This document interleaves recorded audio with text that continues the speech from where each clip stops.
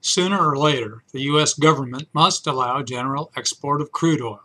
Sooner would be better than later. A couple of recent developments illuminate the need.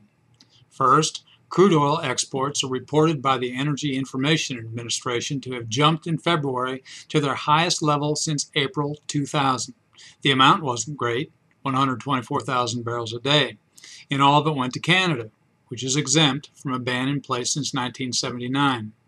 But demand outside the U.S. exists, and domestic supply is growing. The second development was a call for removal of the export ban from the head of the International Energy Agency. In a May 14th press conference, IEA Executive Director Maria van der Hoeven said companies will find ways to dodge the prohibition if it remains in place. They can, she said, export products and unfinished oils.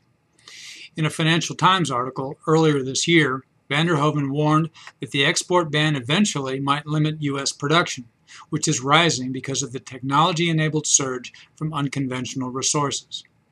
The U.S. government, nevertheless, acts wary of oil and gas exports.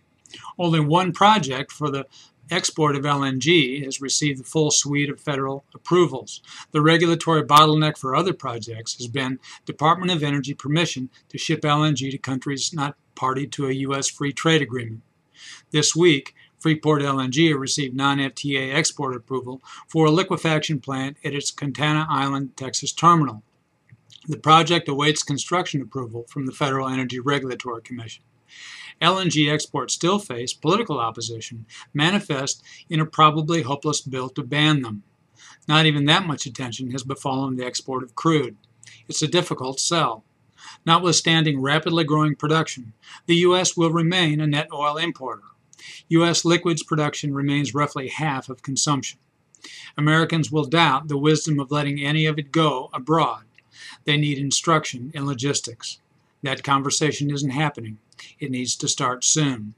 I'm Bob Tippie, editor of Oil and Gas Journal, and that's the editor's perspective that appeared first in text at www.ogj.com on May 17, 2013.